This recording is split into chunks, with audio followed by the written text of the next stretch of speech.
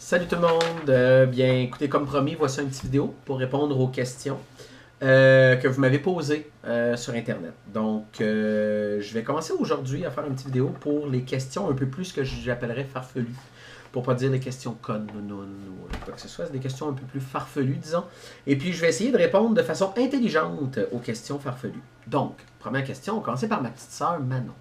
Ma petite sœur Manon, c'est ma sœur, elle a peur de tout.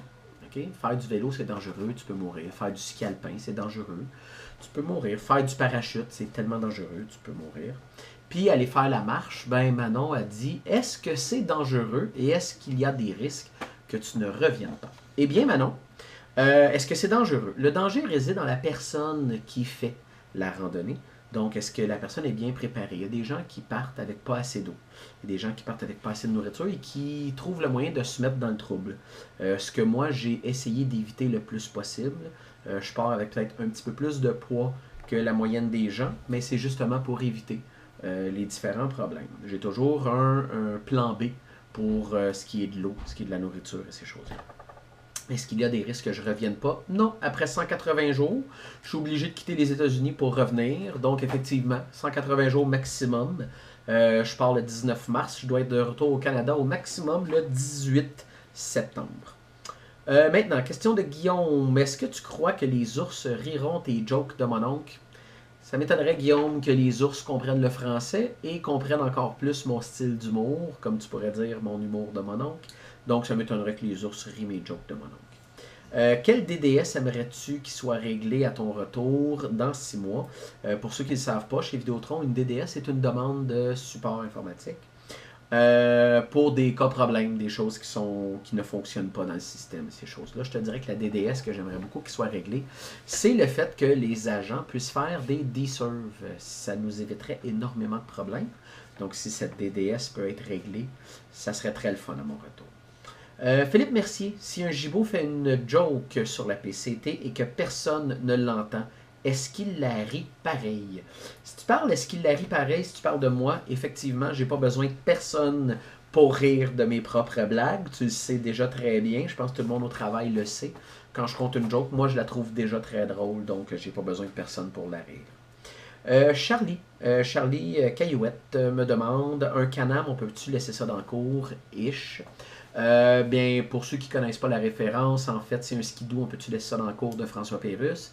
Et j'ai un canam, et oui, un canam, on peut laisser ça dans le cours, puisque je me suis acheté un petit cabanon temporaire, qui est un genre de toile tempo, mais un peu plus résistante que les toiles d'hiver. Et puis, oui, il va rester dans la cour pour la saison.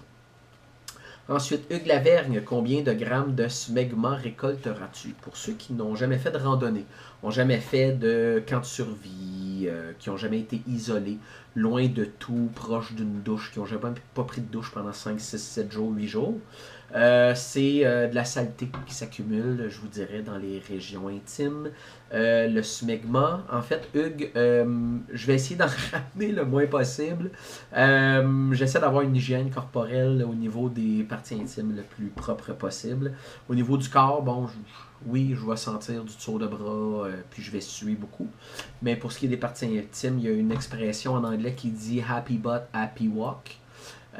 Donc, des fesses propres fait une randonnée plus joyeuse.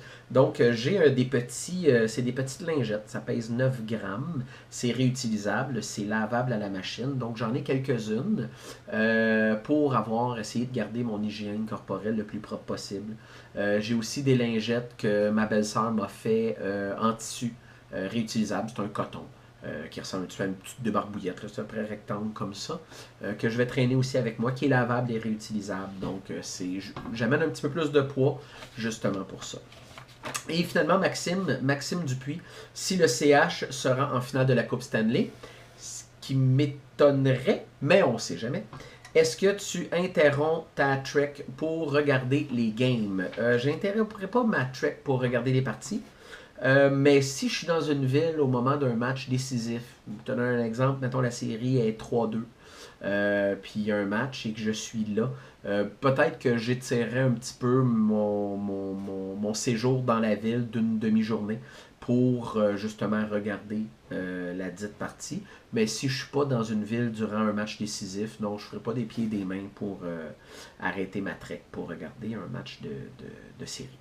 Donc, j'espère que vous avez apprécié. C'était les questions farfelues que j'ai eues sur mon Facebook. Je vais faire une autre vidéo cette semaine pour répondre aux questions un peu plus sérieuses. Et puis, je vous remercie beaucoup d'être à l'écoute. Un petit like, un petit partage. Faites connaître ma page au plus de gens possible. Puis, vous suivez-moi le temps de me randonner aussi. Il y a Instagram. Je vais poster beaucoup de photos sur Instagram. Facebook va être beaucoup des commentaires, des petites pensées, des vidéos. Donc, je vous remercie beaucoup tout le monde. Je vous souhaite une belle journée. Bye bye.